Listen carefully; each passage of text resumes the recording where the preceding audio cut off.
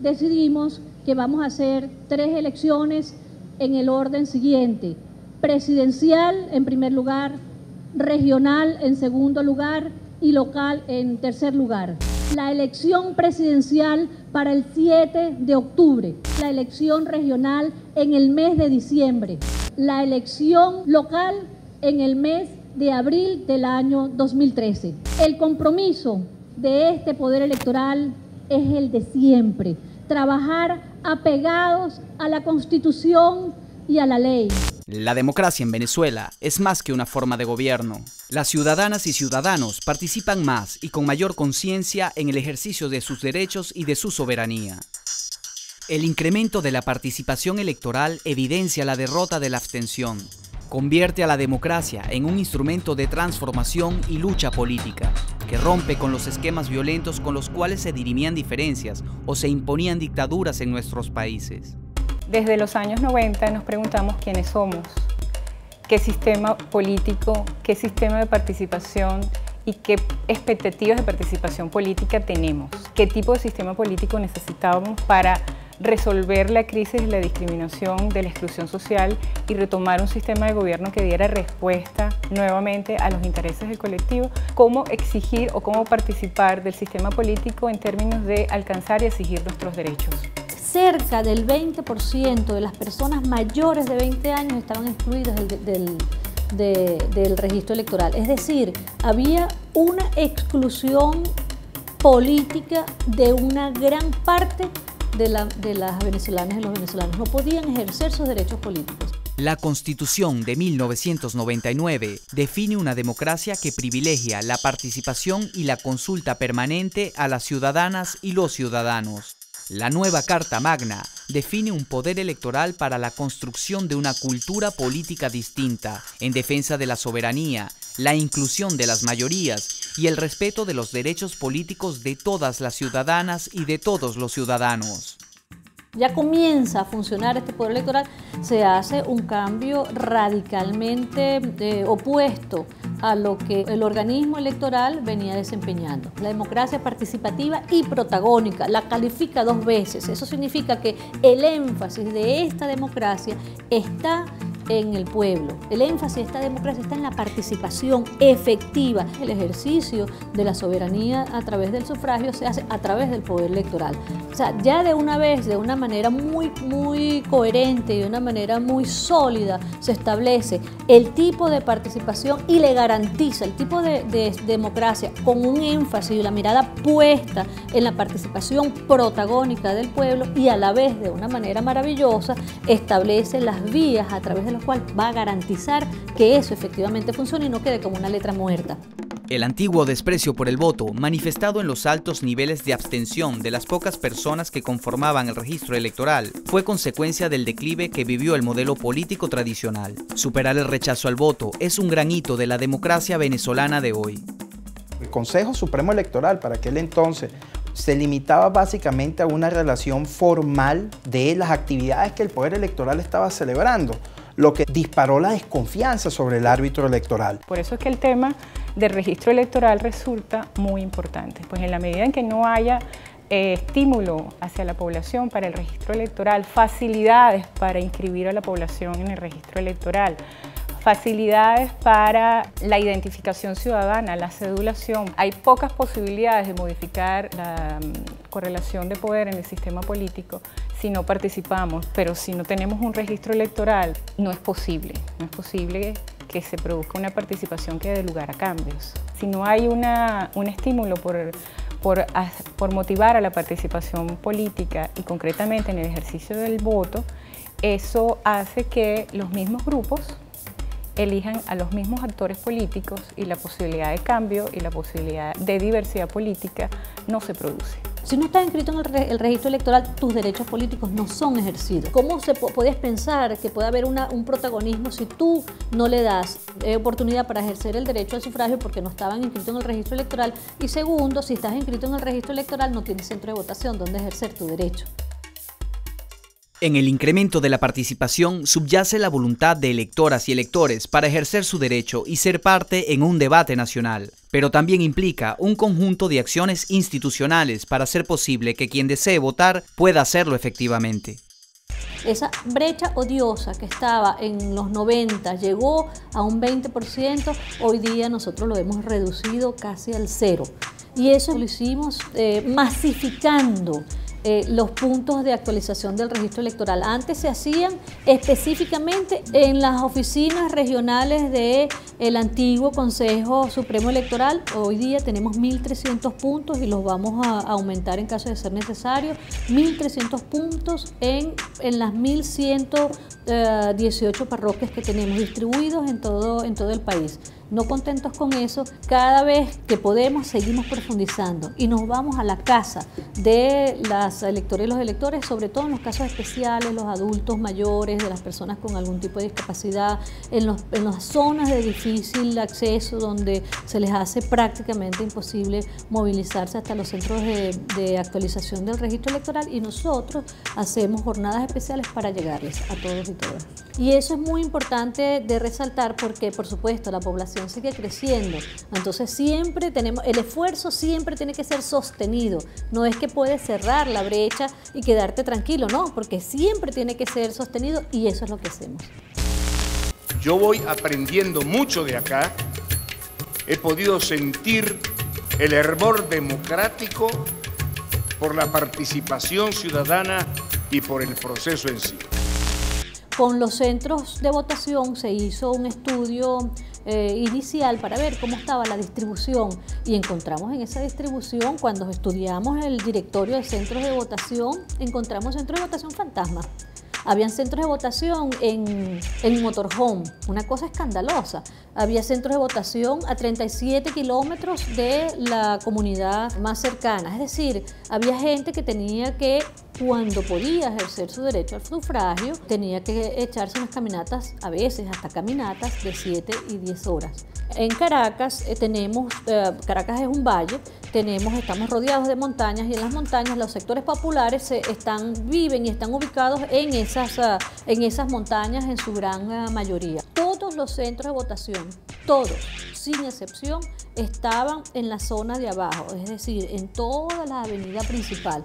Eso significaba que todas las personas que vivían en los barrios adyacentes tenían que bajar, es decir, toda esa gente tenía que desplazarse, bajar de los barrios para poder ejercer el derecho al sufragio. En 1998 existían 8.403 centros de votación en todo el país. Solo en 2011 se crearon 1.493 centros nuevos, para sumar un total nacional de 14.055. En 10 años casi se ha duplicado la cantidad de centros de votación en Venezuela. Eso permite que las electoras y los electores, hoy día no tenemos megacentros, tenemos centros de máximo 3.000, 3.500 personas y no permitimos que ninguna mesa pase de 600 electoras y electores. La participación no solamente que fue subiendo, sino que se ha sostenido. Es decir, no solamente las elecciones presidenciales, que en Venezuela y en cualquier parte del mundo son los que más convocan a la participación, sino también en todo tipo de elecciones, incluso en referéndum, donde generalmente la participación es mucho más baja. En Venezuela se mantienen unos límites que son sorprendentes. Hemos visitado 3, vamos por el 4º colegio. Lo que hemos visto es una gran tranquilidad, una gran participación, la gente serena. Un hombre, un voto. Aquí la igualdad y la democracia se ejerce y se ejerce con total seguridad. Para nosotros la tecnología no es un mero preciosismo. No, por supuesto, hay un énfasis, como todo el mundo lo sabe, hay un énfasis muy fuerte en la tecnología, pero no es por la tecnología en sí misma. Es para dar respuesta a un hecho político y hasta un hecho social de lo que significa ese ejercicio del sufragio. La tecnología electoral tiene una factibilidad que está basada en ciertos requisitos sociopolíticos y en los requisitos normativos y jurídicos. Esas son las dos grandes premisas que te llevan a la factibilidad y necesidad de implementación de tecnología electoral. La incorporación de las tecnologías del voto fue una respuesta ante la cultura del fraude que caracterizó al sistema pasado. El cambio del modelo generó múltiples garantías verificables para que los partidos políticos y las ciudadanas y ciudadanos participen en los eventos electorales con seguridad sobre los resultados. Nosotros hemos tenido la capacidad desde el 2004 hasta el 2011 de entender nuestros procesos y hacer reingeniería de esos procesos y hacer que esos procesos hoy día respondan a las necesidades reales de la institución. Analizamos todos los indicadores que se generan a lo largo de un proceso electoral y posteriormente nosotros fuimos plasmando cuáles eran las necesidades de cambio que había que hacer en materia tecnológica, no solamente en materia tecnológica, sino a nivel de reingeniería de los propios procesos que tenemos. Tenemos acompañamiento de las organizaciones políticas a través de todo el proceso electoral en todos sus procesos, en todos sus subprocesos. Digamos, miembros de mesa, la parte de telecomunicaciones, todo lo que es el registro electoral, la parte de todos los sistemas de totalización, escrutinio, votación.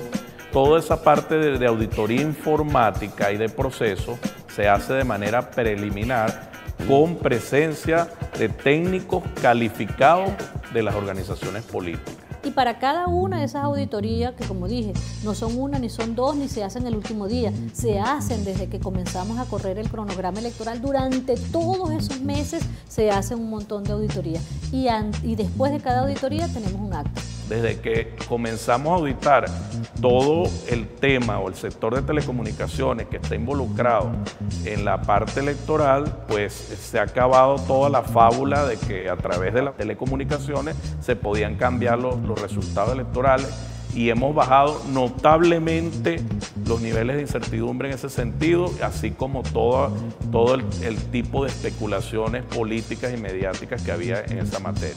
Entonces es un gran beneficio no solo para el CNE, para la población, para los participantes, para las organizaciones políticas, todo este tema de las auditorías involucradas relacionadas con los procesos electorales. Es decir, que hacemos auditorías sobre auditorías, pruebas sobre pruebas y todas estas se ha demostrado ampliamente que es un sistema tremendamente seguro. Allí es donde nace la credibilidad del poder electoral. La reunión con los directivos del Consejo Nacional Electoral continúa con al menos 25 representantes de distintas organizaciones políticas. Nosotros veníamos con un interés principal para esta primera reunión y era constatar, verificar que las aplicaciones que se han estado desarrollando, utilizando en los últimos procesos electorales, las cuales iban a garantizar el secreto del voto, a garantizar que no existiese ninguna relación de ningún tipo entre los electores y los votos que estaban sufragando, esos procesos se mantuviesen de manera idéntica a que en los últimos procesos. Eso lo estamos constatando en este momento. Ahí hubo también un consenso entre todos los partidos políticos de que eso hay que mejorarlo. Bueno, hubo detalles o alguna sugerencia en las partes técnicas y se acordó de que se haría una serie de reunión con los técnicos para mejorar pues esta parte técnica, pero lo interesante de todo es que hubo como un consenso en esas mejoras. La presencia permanente de partidos políticos en cada evento comicial es un elemento clave en la consolidación del modelo electoral venezolano y en particular para conducir eficientemente las tensiones naturales del proceso. Establecimos un conjunto de reuniones que comenzamos a llevar a cabo para cada proceso electoral con todas las organizaciones políticas, para escucharlos en forma permanente y continua. Hemos logrado consolidar un equipo con los representantes de las diversas organizaciones con fines políticos, nuestros técnicos del Poder Electoral, con un fin único que corresponde a la certificación de cada una de las fases del proceso electoral. La experiencia acumulada que durante años hemos construido aquí en este Poder Electoral nos ayuda a tener la certeza que para cada proceso electoral construimos unas garantías que son compartidas. Logramos separar los aspectos políticos de las discusiones técnicas y eso es producto de que el Poder Electoral abrió sus puertas a todos los factores políticos interesados, a que conocieran las áreas tecnológicas, se diera la interrelación de cada uno de los directores. Las mismas organizaciones políticas que hacen vida en los procesos electorales piden al Consejo Nacional Electoral que les hagan sus procesos internos, que es una cosa bastante importante y delicada, diría yo, que una organización política vaya al órgano electoral para la escogencia de sus propias autoridades. Ahí hay una prueba contundente de que las organizaciones políticas confían en este poder electoral. Es que los testigos tanto del oficialismo como de la oposición nos manifestaban una confianza muy fuerte en el sistema electrónico. El número de controles hacen absolutamente inviable cualquier tipo de intromisión o fraude. La mirada del extranjero hacia nuestro sistema automatizado de votación obviamente pasa también por ser la mirada del extranjero frente a lo que está ocurriendo en Venezuela, en términos de lo que es el proceso político que estamos viviendo, ¿no? Y hay que hacer también la salvedad de que Venezuela no está aislada dentro de ese proceso de cambios, ¿no? Latinoamérica se ve como un continente en este momento que está dando respuesta desde sus propios discursos, desde sus propias raíces, desde su propia identidad a los problemas políticos y económicos que en el pasado lo que habían resultado, digamos, o lo que habían dejado era crisis económicas, mayor pobreza, menos participación, menos legitimidad de sus gobiernos, ¿no? Venezuela forma parte, junto con la mayoría de los países suramericanos, de un proceso de cambio sociopolítico muy dinámico, ¿no? Y eso, digamos, es parte de lo que los extranjeros ven, ¿no? No solamente en términos de lo que pasa acá, sino de lo que pasa en todo el continente. El poder electoral venezolano ha impulsado un creciente acercamiento e intercambio de experiencias entre distintos organismos y autoridades electorales. Reconoce que cada pueblo tiene sus propias normas, costumbres y cultura. La experiencia venezolana muestra cómo se superan viejos esquemas de cooperación con respeto por cada estado y por cada pueblo. Los invitados extranjeros son parte de programas de acompañamiento internacional. Básicamente, la diferencia entre observación y acompañamiento viene dada por una relación de un sujeto activo que observa a otro sujeto pasivo que se deja observar, ¿no? Es una visión, digamos, típica de una relación de asimetría. El término acompañamiento alude más al proceso de acompañar entre pares, que son iguales, presencian, son testigos, se les da toda la información para que ellos generen conclusiones en relación con eso, pero no hay una relación allí de subordinación. En general nos pareció que el proceso se desarrolló de manera completamente normal, con estricto apego al ordenamiento jurídico nacional y a los principios que rigen los procesos electorales a nivel americano, a nivel mundial. Dentro de ese programa de acompañamiento internacional nosotros hacemos siempre énfasis en los pares del Consejo Nacional Electoral, o sea, los órganos rectores en materia electoral del resto de los países de la región o fuera de la región, y en ese programa justamente se les da toda la información relativa a los procesos de auditoría que se le hacen al proceso automatizado, y además pueden observar una de las auditorías que es quizás una de las más importantes para el sistema automatizado de votación, que es la auditoría de cierre, que es un acto público además donde pueden participar todas las personas que quieran. Los acompañantes pueden cotejar en ese momento, comprobar, digamos, empíricamente cómo el sistema es transparente, seguro, confiable, y la prueba máxima de ello es que nunca en ninguno de los centros de votación donde esa auditoría ha sido observada por los acompañantes internacionales ha habido ninguna discrepancia. Aquí ustedes tienen el comprobante del voto de cada ciudadano, así que se puede, después de la elección, hacer una comparación entre esta cédula, este comprobante de elección, con lo que está en la máquina de votación. Quien hace las elecciones es quien sabe hacer las elecciones en Venezuela, el poder electoral.